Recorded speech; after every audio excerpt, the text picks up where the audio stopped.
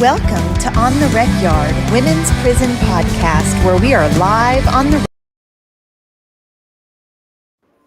Hey, everybody. It is Wednesday night, and we are On the Recyard, Women's Prison Podcast. I'm Marcy Marie.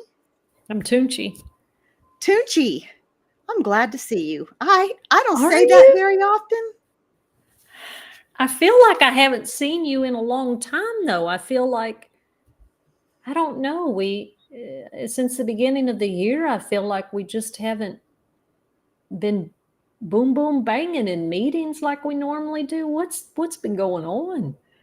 I don't know, but what I do know is that it's fixing to get real crazy for us, and I'm going to be seeing you way more than I want because the Texas 89th legislative session has started.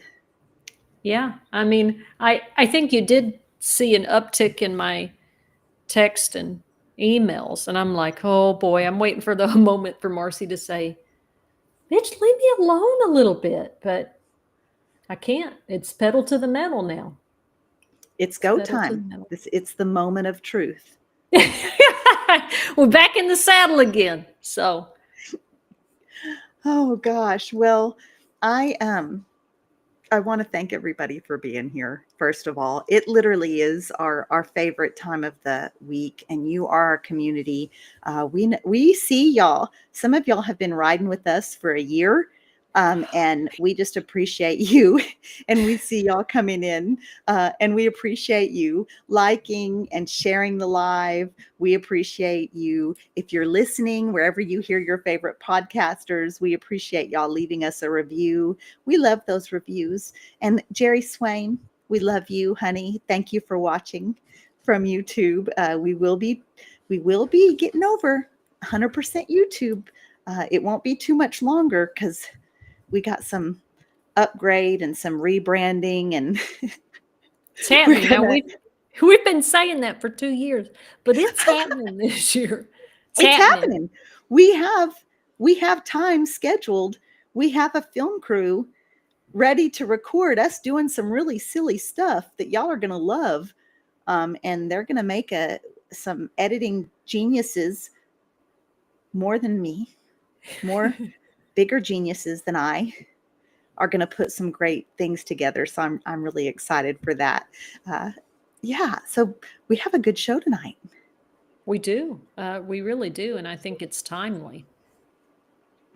We're talking about incarcerated firefighters, especially as they relate to the LA fires. And then we're just going to kind of break down the complexities around prison labor and talk about how two things can be true at once with prison labor. It's not black and white, maybe, like a lot of folks think.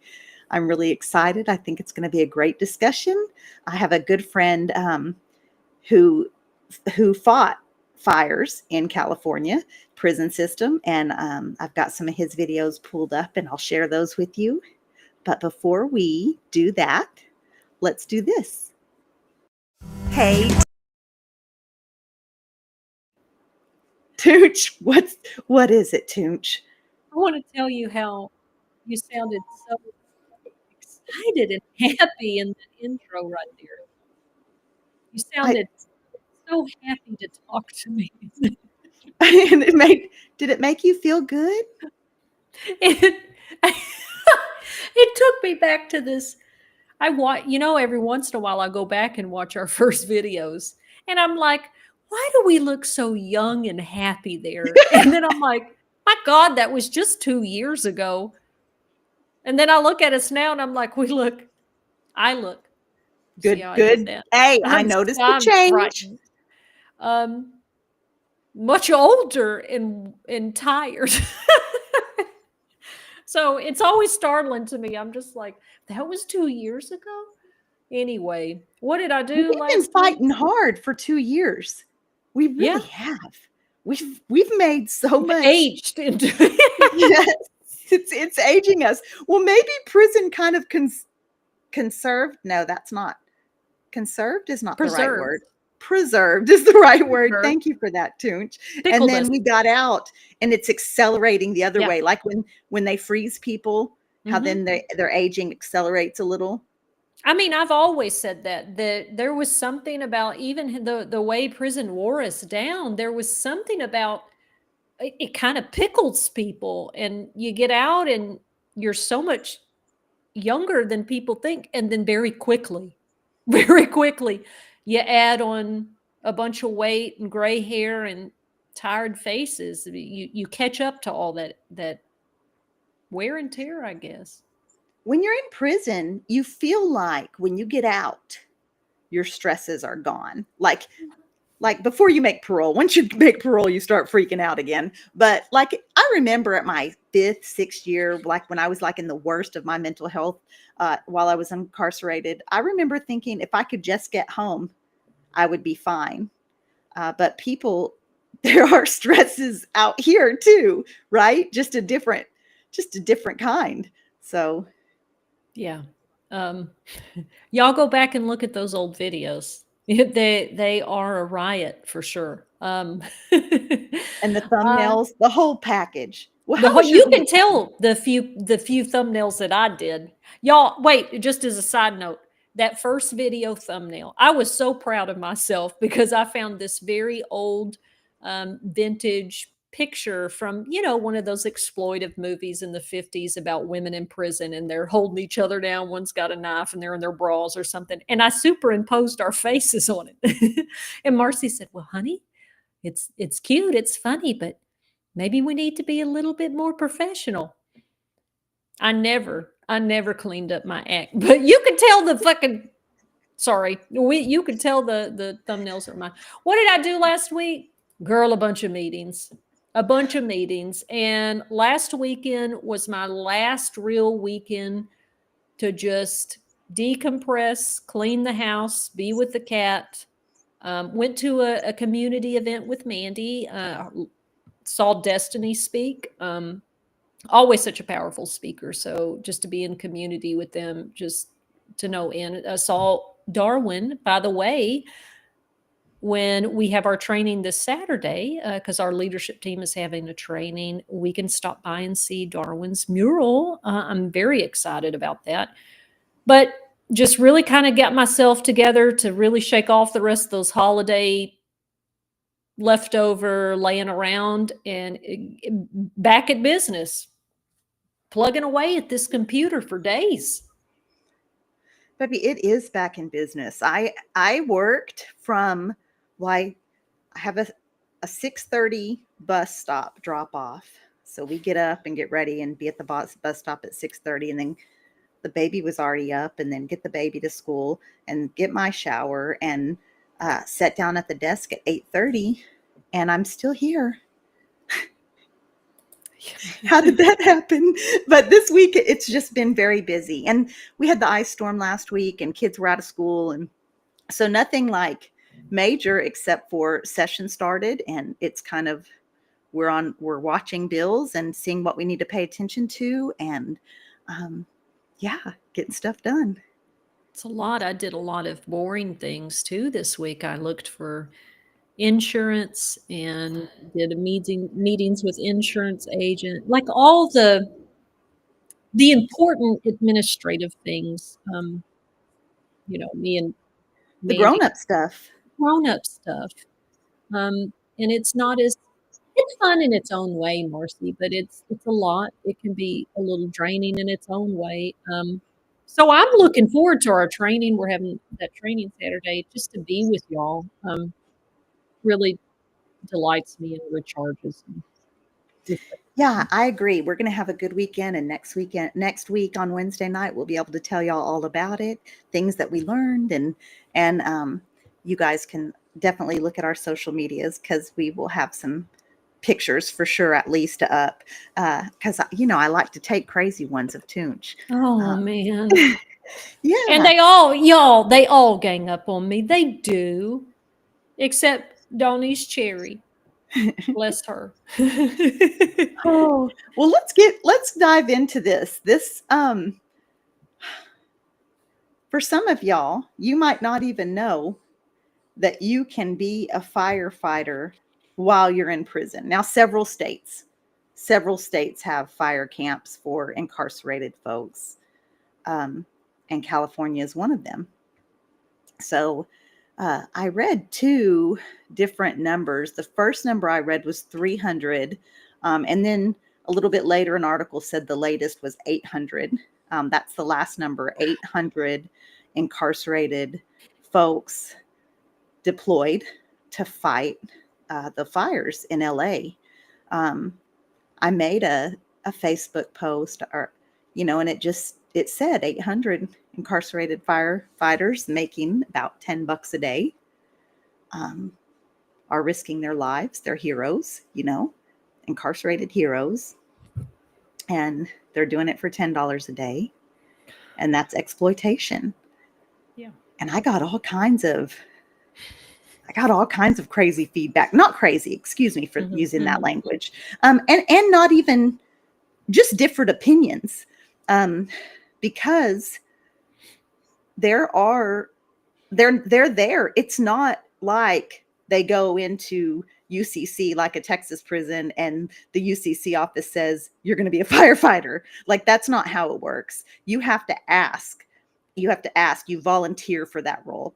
And then there's an approval process. And then they live in a camp that's nicer than the prison.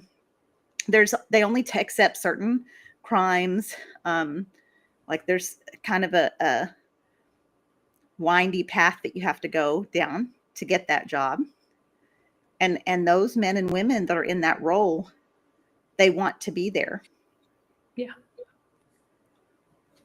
Just because they want to be there and they want to give back to the community and they take pride in their job, in their work, does not mean that they're not being exploited. Correct. Two things are true. So, yeah, I just, the exploitation comes from the state paying pennies on the dollar. The average firefighter in California makes $100,000 a year. And an incarcerated firefighter in California makes about $10 a day. Marcy, and this is kind of some of the things we talk about when we look at, the people who are currently incarcerated. It's what we talked about with incentive dorms and programs that have all these, that they enjoy or they feel meaningful, they feel a part of. And it also, too, doesn't negate that they're being exploited or, they're being thrown a bone or something, so, and it's hard. It's hard to speak out about those practices while at the same time, our incarcerated brothers and sisters, may appreciate and like whatever program we speak out about, because it's prison labor, it's slave labor, it's exploitive.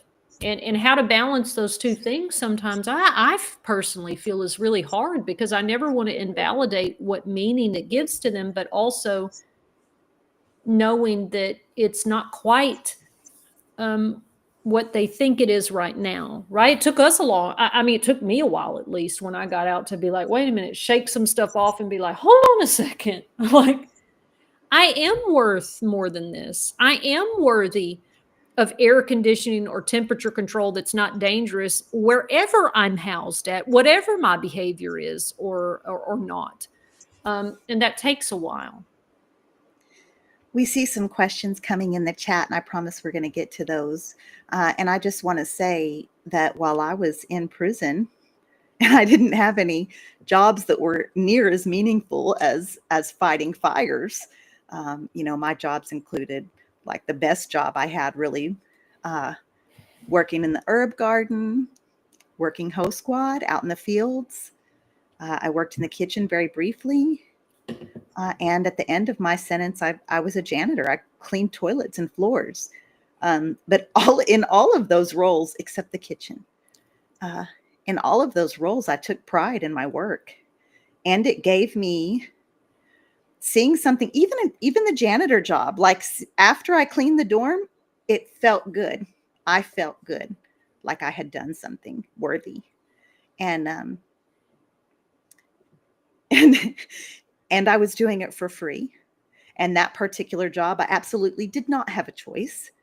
Mhm. I was, Mhm. I was absolutely forced. There were times when, and not very many, because I have a lot of family members that supported me financially, but there were times when I hadn't gone to store in 6 weeks, and I was on my last, last few bars of soap, and Yeah. working for free.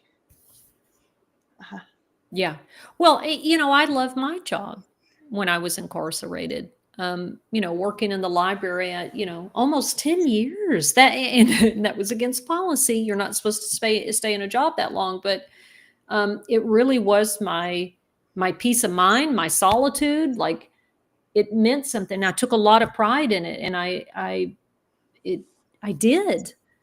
But it doesn't mean, I think that just speaks to our humanity and wanting to have meaning, right? Like, I want to do something with my time that has meaning. These folks that are signed up for Braille or for firefighters, or these other programs, they want to have deep meaning, and they want their work to matter in some way. And it's just so exploitive to not compensate them with real actual parole credits or actual pay. And it's interesting to me that society as a whole just constantly keeps us in the social prison, right? We can't find a house, we can't find a job, we can't find decent pay, right? Like, we're just shunned. But you sure don't mind them people putting the fires out near your right, house, right, right? Like, you sure don't mind. There was a video I found on TikTok of a little girl opening a present of a Braille book that was Harry Potter, the new edition, that whatever the new book was at the time, and she was so excited. And one of our friends that used to work Braille said, "You see that orange binder? Mountain View did that." a And I said, Texas "Oh, prison. yeah, a Texas prison did that." Because it was a special project that they had done a few Harry Potter books. She goes, I would know it anywhere. I'm the one that bound them. And I'm like, "Oh, so send that back, since y'all have problems with incarcerated people and we don't deserve anything. Then send all those services and products back." Right, that you're making money on. Right. Lots of money on. I want to acknowledge Gary Wap is watching from LinkedIn. Thanks for joining us.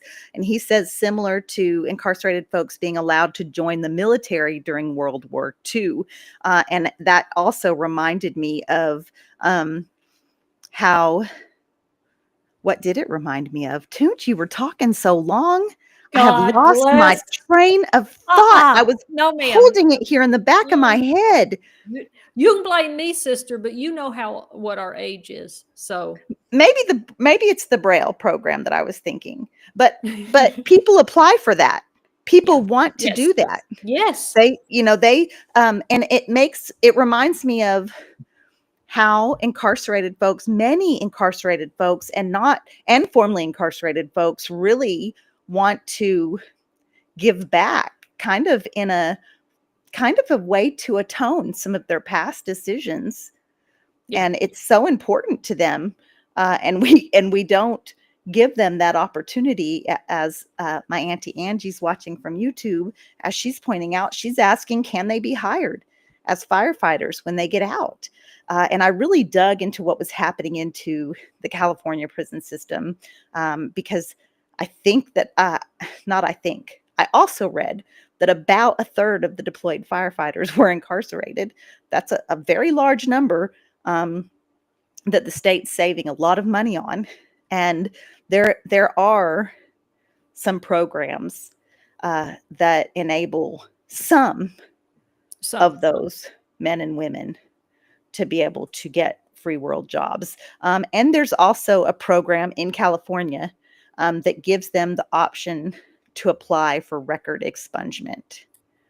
Um, yeah, please do. Please Yeah. do. You pulled up the report by Dr. Carly Purdom. I did. I thought it was just going to put it in the queue there. I didn't know it was going to pop on the screen. My bad while you were That's talking. okay, I'm really used to it.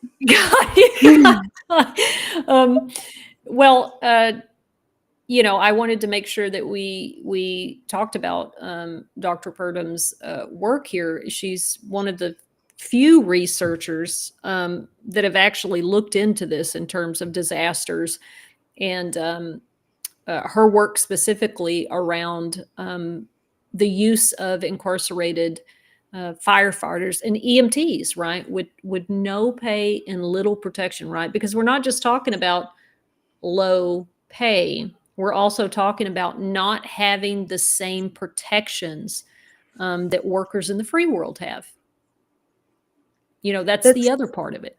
I would be curious what Carly's report discovered, because one of the news articles that I read said that incarcerated folks are 4 times more likely to be injured Gosh, well, while yeah. working in the Hey, fires. Marcy, why do you think that is? Why do you think that is? I think that their equipment is probably not as nice. I think that it's probably harder to get proper PPE equipment. If I'm absolutely guessing here because I didn't read anything about why that was, but if I were to guess, I would say they're given the more laborious jobs. Mm-hmm. We'll send them into the heart of the dangerous area because they're expendable. Right. You want me to play this video to see if it'll play on here? Sure.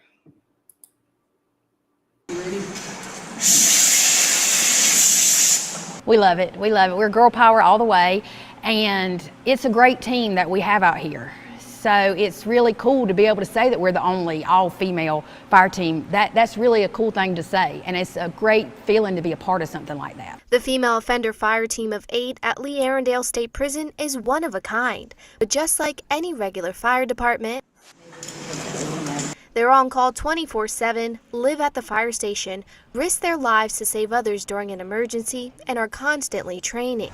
You swept the front of you, but you didn't do nothing to the back of you, and the back of you is where you were stuck.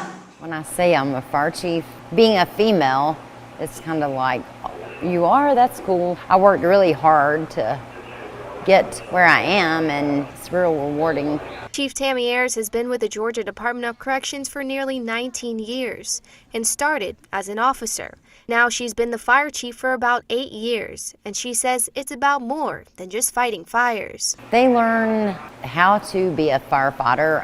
They learn firefighting, they learn hazmat, they learn vehicle extrication. There's a lot of different skills, not just firefighting. And then one of the big things with me is we have the fire side of it, but then we also have the part of it that I want them to change and be somebody different than what they came here. In order to even be eligible for the program, the offender must have a nonviolent charge, have less than 13 years left on their sentence, no disciplinaries, minimum security status, and have a good rapport. And then I go interview them, and my first impression of them means a lot, And when they're not fighting fires, the team goes out into the community and helps in the soup kitchens, at food drives, and does fire safety education for kids at local schools. They say they've helped out on many calls that make the job that much more rewarding. Just recently, we helped out with a guy that had been missing in the gorge, for like a week. So to be able to go help bring somebody's loved one, out of the woods so that their family can get them. I've always thought about what it would be like to fight fire, and now I never dreamed that I'd be come to prison and do this, and it's a spectacular experience. Amanda Hancock says, Sweep and crawl, sweep and crawl. she's determined to rise from the ashes. I joined the fire program because I want to be a better person when I leave here. I want to do something positive with this time. I'm not going to let my past determine my future, and that's what this fire department's doing for me.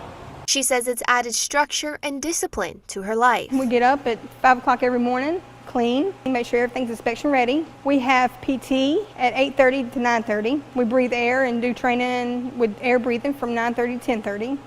And then we do hands-on training. We stay busy and we make sure we train like our life depends on it. And that includes blindfolding themselves in case the smoke is too thick to see through in a fire, and practicing going through enclosed spaces with their equipment on in case the ceiling collapses. She says she remembers her first fire with the team. Once I had the fire hose in my hand, I'm putting out fire and I see this family standing there that's lost everything they have, and you're helping. And yeah, they've lost everything, but you're helping, you know? And it makes you feel good inside your heart, and it makes you feel like you've done something positive, you know? And that's the way I want to continue my life from here on. Another offender on the team says she's also found her passion. I have a 15-year sentence. I had a lot of shame, a lot of guilt for coming to prison, and I knew this would be a way that I could give back, so it would not only help others, it would help me. And feel like I've not wasted this time. It's not the program if you want to do easy time, but it's the program if you want to better yourself. She says it's a boost to her resume to show that she's nationally certified.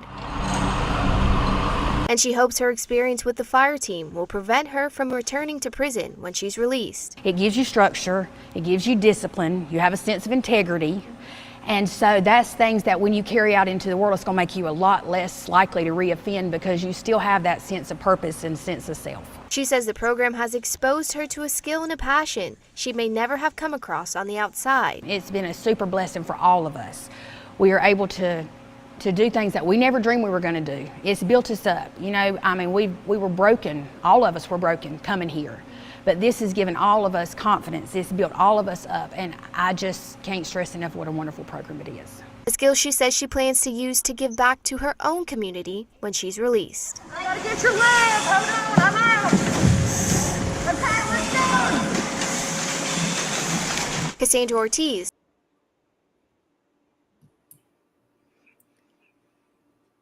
Why are you looking Why are you looking like that? Well, I'm thinking. That's my thinking face. Well, I mean, obviously they weren't from California because you all picked up on the accent right quick. So Georgia uses their incarcerated firefighters to deploy to communities who do not have paid fire departments. So they're used and they work for free. And I want to tell you, if I was still locked up and the Dr. Lane Murray unit said, we're starting a fire camp, I would have done it.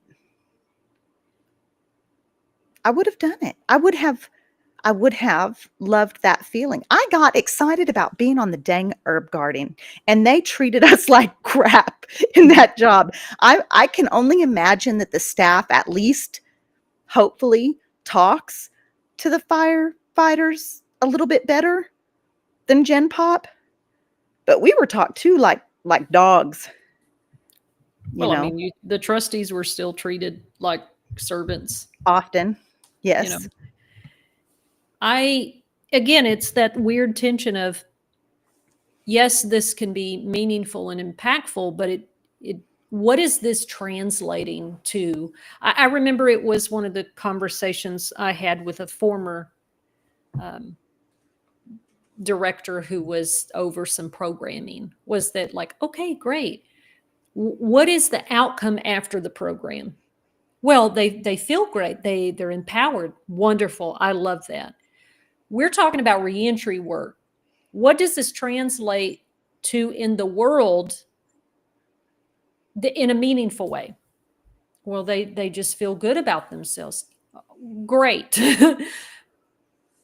What does this mean, right? So do these women or any of these workers, like you said, some of them maybe kind of sort of can get a job in this, and sorry Braille people that are watching, but it's like the Braille facility that makes money, that earns income for the state prison system here in Texas.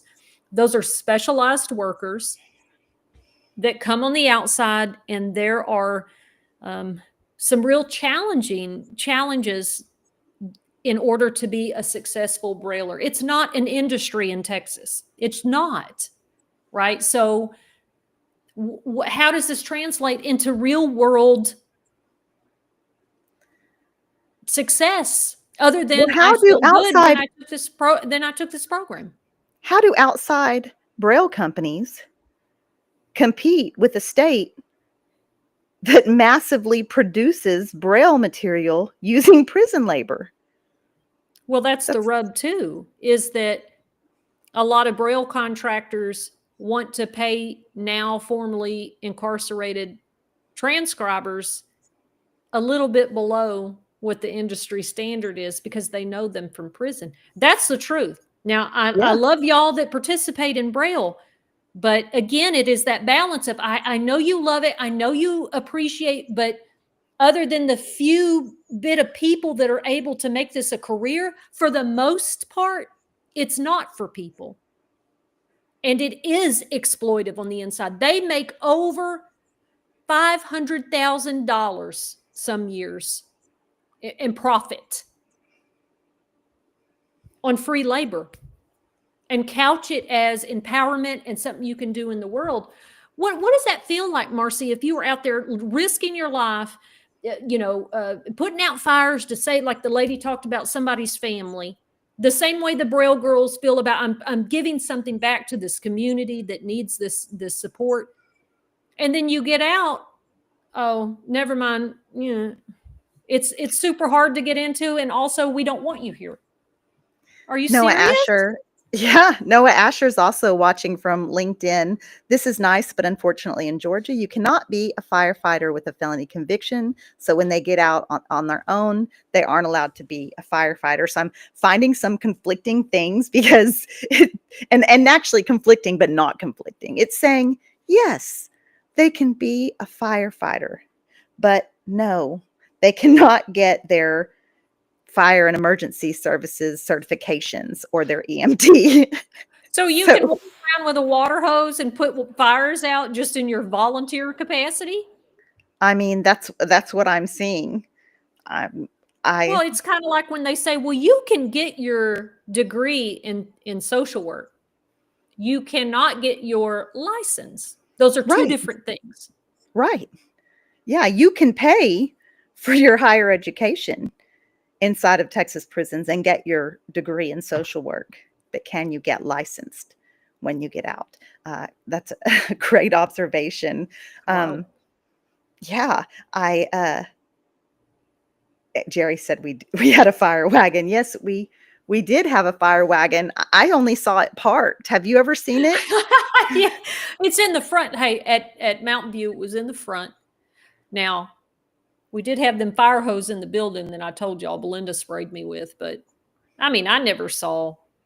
We're going to burn to death if there's a fire there. But, again, using our labor in the community, trustees would go into the community and cut grass and work on stuff during COVID. A lot of the jails, I remember pictures out of El Paso, where they're moving bodies without proper PE, the protective gear. So y'all don't mind our labor for that, for the dangerous, hard work. And you convince us to do it by saying, isn't this a great way that you can give back and atone for all your badness? Okay, now that you're actually in the world, yeah, we don't really want you here. This is a controversial statement, but the exploitation level reminds me of refugees or immigrants that maybe don't have their papers working. They need to work, they want to work, and they're often getting paid such significantly less. Furthermore, not even necessarily people that are here that are immigrants, that don't have their proper documentation, but even just minorities. Brittany worked for a company since we've been home, and she quit. And she worked for a company. They remodeled like the upgrades when Walmart would upgrade. She would like pressure wash and paint all the outside when they and travel and do those upgrades. And there were two crews. There was a crew that had my color skin, and there was a crew that had brown skin. And Brittany made $5 or $6 more an hour than the other crew. And the other crew worked nights on top of that. Usually you get paid maybe a little bit more for a night. Very exploitive, very exploitive. Yes, they need to work. Yes, they're happy to work. Yes, they're hardworking. Yes, they're being exploited. Yeah. Well, it's what we talk about with when we talk about Goodwill and other places that say they're second chance hire, right? Like you talk about somewhere that is paying people minimum wage and working them like a dog, but they know that we're eager to work. We just got out of prison. First of all, that's not applying to people who have aggravated charges. Goodwill will not say that out loud, but that is their unspoken policy. And then, well, you're not worth anything more than this minimum wage, and you better be glad that you have a job. Minimum wage, not livable wage. Right. Meanwhile, don't you dare Google how much leadership makes at Goodwill, because they're very wealthy. We could have a whole episode on extractive, exploitive. We should do that one day, Marcy. We should put a list together of all the places that all of our friends have worked at that have exploited us. And we should just talk about each organization right here on so y'all can know when places say that they're second chance employers, or a state program says you're going to be able to get a job with the skill when you get out. How much of that is real and how much of it is bullshit? No, I think that's a great idea. And it's what we find all the time, right? Like we have second chance housing as long as you don't have this charge, as long as you've been out of prison for 10 years, and that's one of California's rules is your felony has to be X amount of years old. And so even if you fit every other little wedge and you don't fit that one. So let me get this straight. I can put out the fire that almost burned this community down, get released 2 days later, and can't be an actual city employed firefighter for 10 years. But just 2 days ago, I could. Yeah, Gary, who's watching from LinkedIn, had made a comment about they really programs help us that become better people and help us in internal ways, but not necessarily with life skills seem to be the focus. And Gary, I'm assuming you did time on a men's farm, but even those programs are very lacking in Texas women's prisons. Right. And the ones that we have are not effective. And that's from a collective of experience from lots of our currently incarcerated Lioness members and our formerly incarcerated team. But you're right. We need skills. And in fact, when we were at the Sunset Committee review hearing, that was brought up quite a bit. Our members who had done over 20 years, that's what they all spoke on, was they'd been locked up since kids and they were not ready for the real world. Yeah. How does the program really meet the need? And I think, again, speaking from the lens of women, we've never had that. Now, do I think with some shifts that are happening and some relationships that we've built because we started speaking out about this, Marcy, I feel like we might be able to finally start, plumping up those programs in a way that matter because we are helping inform them. Now, does that, again, a lot of things can be true at the same time. Does that mean that we want people to be in prison and we think that's the best place for them to get programming or work skills? No.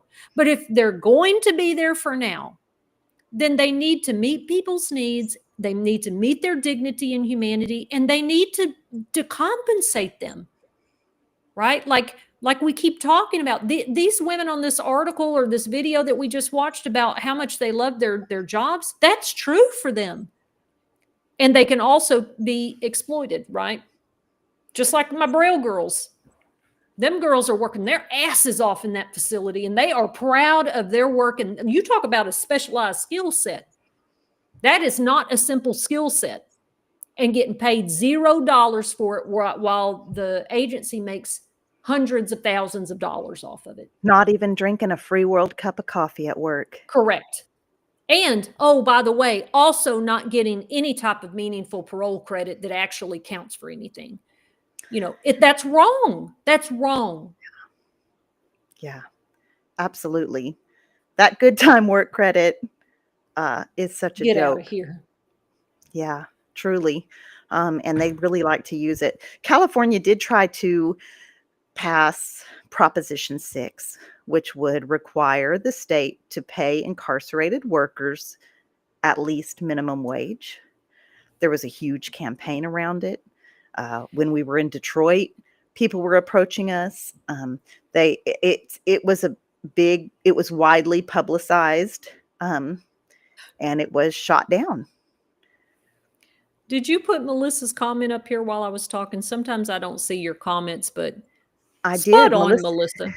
Melissa Ramey is one of our Lioness members, formerly incarcerated woman in the Texas prison system, says when someone pays you minimum wage, what they're saying is, if I could pay you less, I would. But this is the least I legally have to pay you. Literally. That's real. That's real. TDC provides many, many transferable job skills. And so, again, and that's some accurate. We have a friend, Deja Ramos, spent 27 years incarcerated in the Texas prison system. She ended her last several years as an electrician. She is now an electrician apprentice, making almost livable wages. Now, they didn't teach her life skills. Like, she has a lot of questions about how to budget money, how to set up a bank account, how to write a check. Not that people write checks, but electronic transactions even. She wasn't prepared for that. So I would say, again, this might be more on the men's. What do you think, Tooch? Well, I think there's a difference between, these hard work skills versus soft skills. And soft skills being how to interact with people after you've been locked up since you were a child, right? Like how to be an adult. And I look at TDCJ. Again, another example is the, what is it called? CDL, the truck driving. I visited that program, and I am proud of the things that we have informed the school district within our prison system about what we need and want, and what, trying to make those things translatable out here. I think they've done a good job trying to do better, right? So I went and saw the CDL. They had the little simulation where I ran over cones and a little kid on the screen. I'm not a good. You can't drive your little lesbian mobile out in Austin, Texas. I can't imagine you behind a wheel of it. They were like, turn. I had all these people watching me. It was a nightmare. But the girls are proud of that, and they can get their CDL. That was something that they could be licensed for and would be a good job when they got out, and is a trade that usually accepts people with backgrounds, right? And someone else was talking to me about the different licensings that we still have problems with. And she said, well, if they could do it for the CDL, they seem to have done that pretty easily and quickly. I said, yes, ma'am, because they drive the TDCJ trucks. Did you think that was just for the incarcerated person? No, those women and men are driving those trucks. They're not getting paid for that. Now, did they learn a great skill that they could hopefully use out here, which would far be better than those other industries that are making them money, that like Braille, that they can't, it's harder. Yes. And they're being exploited. Right. Is that CDL program? Yeah, they coincide. They coincide. So I'm sorry to interrupt you. No, but if I don't, honey. It'll go. Maybe we need to have like a sign where I'm like, and that means, please, God, stop talking. No, I'm curious if that is a paid class or if that is it's a random class. It's provided. It's wonderful. Yeah. Well, I do love that. Well, I love Gary saying the greatest exploitation come for commissary. That is another form of, yes, absolutely. Those prices are 3 or 4 times what they are out here, and they're junk food and they're not healthy. Yes, yes, and yes. We should And do a the whole entire show on way that. that's handled, the Yeah. entire way it's handled to be such a freaking stress, fighting to get to the door, fighting to get at the top of the list, not knowing what officer you're going to have, if you're going to be able to go. And yeah, it's a nightmare for sure. And I love what Jerry said. My toddler's in the room, in case anyone's hearing, and I'm sorry. There's no babysitter tonight, and he's done really well 45 minutes in. Yep. Jerry says they had heavy equipment, but you couldn't do it with ag time. That's right. I mean, we just heard that on the video here from Georgia, is that, if you have, they cherry pick people, right? Lori talks a lot about that when you talk about, these reentry programs. Like, well, we cherry pick who we put in it, that we can scour through and look and see who has the lowest risk, not the lowest risk of doing something, but the lowest risk of recidivating anyway, so that our program looks like it's effective, because we cherry picked those who would be most likely to not, come back to prison. William says what we're talking about, the availability in Texas women's prisons, aligns with his experience in the Florida prison system. So thank you for that, William, watching from LinkedIn. I do have a toddler here, and now would be a great time to talk. Oh, okay. I'm sorry. I didn't want to interrupt you. Yeah. Well, I wonder what is worse, being paid pennies and low pay, or no pay at all, right? Like, because sometimes that's the answer by states, is to say, oh, well, we'll pay you $2. And what happens for the people on the inside, just like they do any benefit? Oh my God, this is great. This is amazing, blah, blah, blah. And it's like, well, no, it was a bone. You got thrown a bone, and there's no meat on it. And so I don't know which is worse. We've never really had the option of being paid in Texas. Now, I was paid in TYC. Did I You ever tell you were. that? How much did you make in the Girl, Texas youth prison system? let me tell you. It was a certain level. So if you did certain jobs, you got paid in certain, right, 50 cents. And them So kiddos are buying Zuzus and Wham Whams. I made $8 a week, and I could use that to buy little cookies and snacks. Now, I don't know what they do now, but that's a good question, actually. I need It's worth to ask. finding out. Uh-huh. I need to ask. I'm going to read this one, because this is why we are advocating for everyone to do the last 12 months of their sentence within a halfway house or transitional center. I'd love to hear your thoughts on that. That would be available to all charges, all people, no cherry picking. So I guess, what do you mean? Why would you want people to do the last year at a halfway or transitional center? I'm curious to. So they can get life skills. Oh, you mean the soft skill stuff? Right. Well, yeah. I'm going to tell you, I didn't get any of that at my halfway house. All I got was a lot of headache and stress and rules and confusion. But that was the program I was in. Well, I was in that same program you were in, and I had all of that. And it was COVID, so I didn't even have visitation. But I did work. And they could have done better at maybe, okay, here's your paycheck. You got your paycheck. Let's do a budget. What are your goals? What do you need? Because people that did significant amount of time often don't have anything. I didn't have any clothes, hygienes, thank goodness for a care package for my loved ones. Shout out to the baby daddy. I had some things, but I didn't.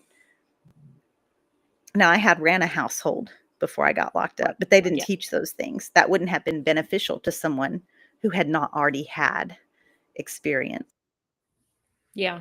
Well, I mean, I think if a halfway house was done right, if it was done well, and it wasn't under the authority of the state, and I'm going to say it, and y'all can get upset with me, and I'm sorry, depending on the ministry, because there's, like we've talked about here before, that sometimes ministry work can be super impactful and very harmful. So it would just have to be a halfway house that did all of those things right. The financial literacy, the soft skills, the how to interact, the trauma informed, and I don't think that ever is done well, Marcy, unless system impacted people are leading it, creating it, running Ding, it. ding, ding, ding, because Our mental they health intact. yes, we are the ones who know how to communicate with that population. And I'm going to have to do some digging, Gary, because I'm going to fact check this. Gary says since the 80s, Texas prison industries have been authorized to pay incarcerated folks, but why would they when they're working anyway? They don't need an incentive for work because they're already working. I'm going to check that. I do know that last legislative session there was a bill sponsored towards the end of the session. That got introduced asking to pay people incarcerated in Texas prisons. It didn't make it anywhere. And I have been told that the same author of that bill, and I'm sorry that I don't remember the author, has agreed to sponsor that bill again.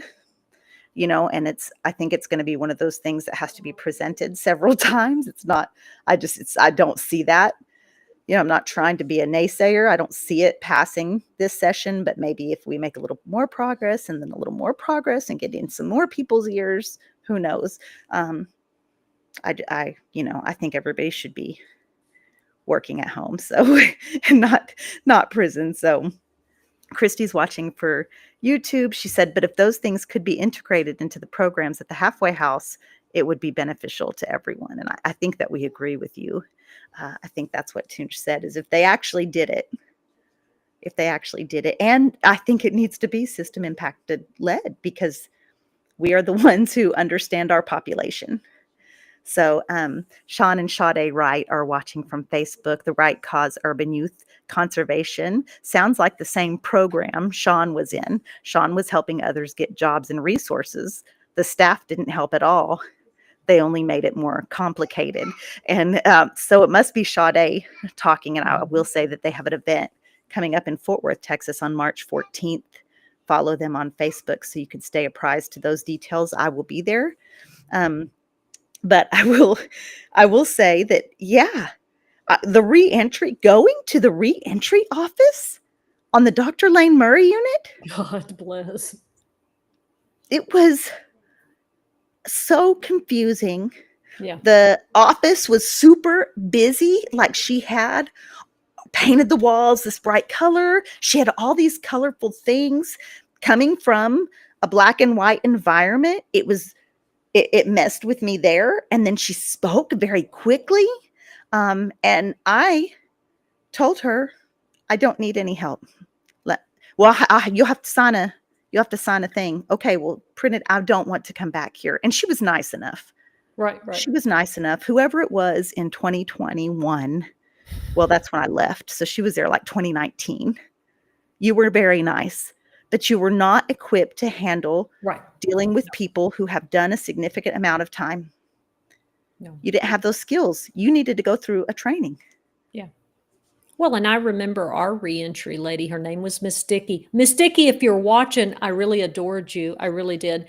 She was wrapped up, all of her time was wrapped up in trying to get people's documents, which the process even 6 years ago for trying to make that happen, she was just like, this is a nightmare. Like 3 different state agencies, then people, she goes, this is not what people think it is. It's not just I send an email and boop, here comes your ID.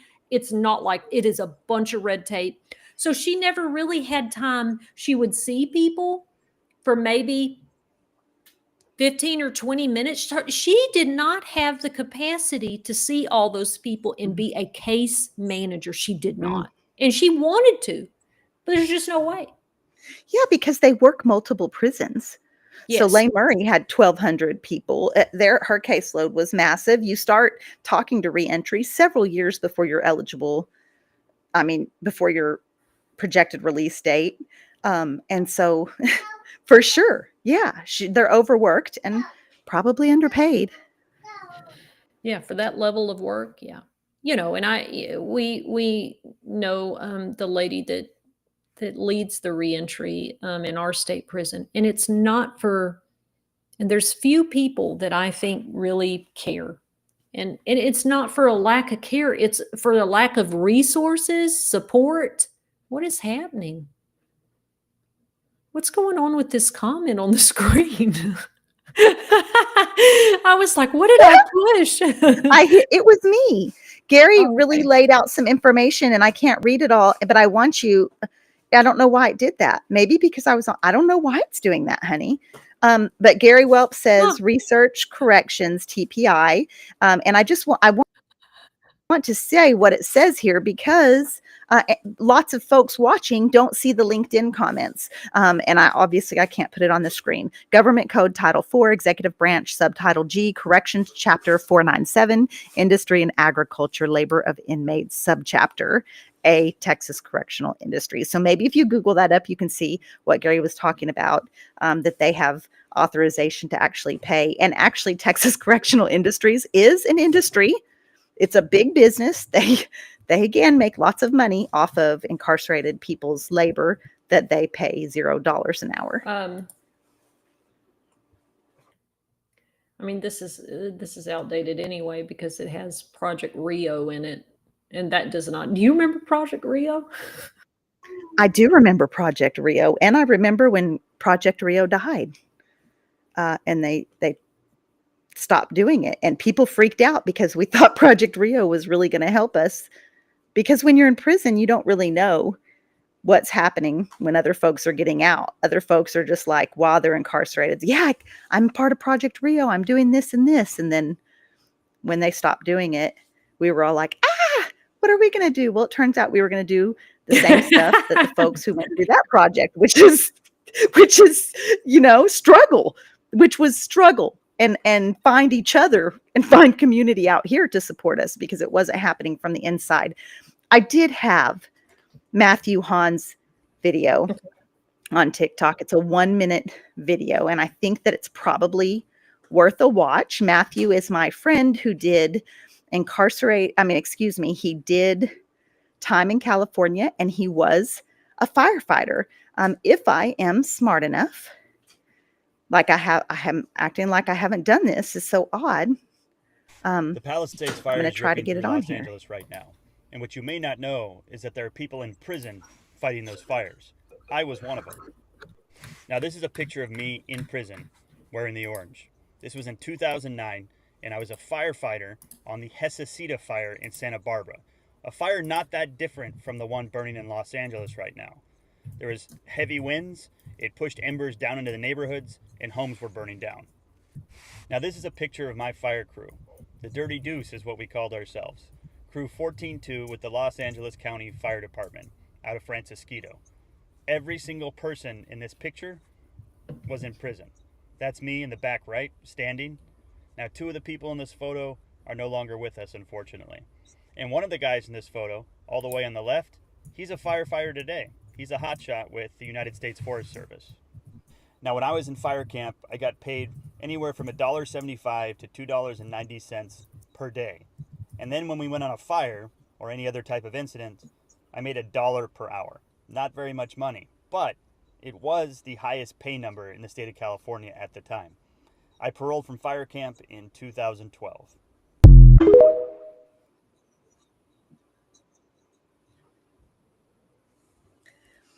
I want to say that, let me now see if I can get him off of the screen. I want to say that Matthew talks very candidly about his experiences as a firefighter, especially as these LA fires have been going on. He has a good job, and he had multiple felonies and was able to get them expunged, partly because he was in that fire program. But you cannot help but note, and maybe just a lot of people didn't want to, but one out of that entire group is employed as a firefighter now. That's wild, Marcy. That's wild. Yeah. And Angie, watching from YouTube, my auntie, love you, auntie. Same thing with nursing home relocation, working between getting IDs, bank accounts, rental applications. And I will say, through my experiences with my grandmother's friend who has moved to several different nursing homes, they remind me of prison a lot. Don't get me started. lot. It does. Yeah. Lisa, thank you. Love you. Thank you for joining. I was so moved by the videos of the incarcerated firefighters, youth and adult. They had a stride in their walk, and you could see the pride. They had a sense of self-worth and accomplishment. In the end, isn't that what we all want? And again, It is. I think that it is part of And I what want we them to want. be paid. We all, Yeah, we also want them not to be yeah. exploited. I looked through what Gary put in there, and so yes, there is a caveat that people that work for Texas Correctional Institute, the jobs that TCI, so that is a separate, in Texas prison, those are industry jobs that make money for the state. So the kitchen, the host squad, the maintenance, the maintenance part of the unit, no, but there is a caveat for that. Gary is right. And we know that because we know that the girls that go to Coleman that work in the computer industry, they do get paid. And so TDCJ chooses not. And what they tell legislators is that we pay them with parole credits. Final thought. Which we know is a joke. It's a joke. Those parole credits are a joke. Thank you guys, you all, for joining us. Thank you. We see a lot of YouTubers. We're going to be moving strictly to YouTube. Well, get that ass over to in the next YouTube. several weeks. So make sure you're following us on YouTube. We will be back next week, Wednesday night at 7 p.m. We are on the Recyard Women's Prison Podcast. Thank you for supporting us. Thank you for hanging out, commenting, liking the video, sharing the live. And if you're listening wherever you hear your favorite podcasts, we do appreciate your review. That was my toddler again. Love y'all so much, and we will see you next week. Thank y'all for hanging out with us on the Recyard Women's Prison Podcast with Marcy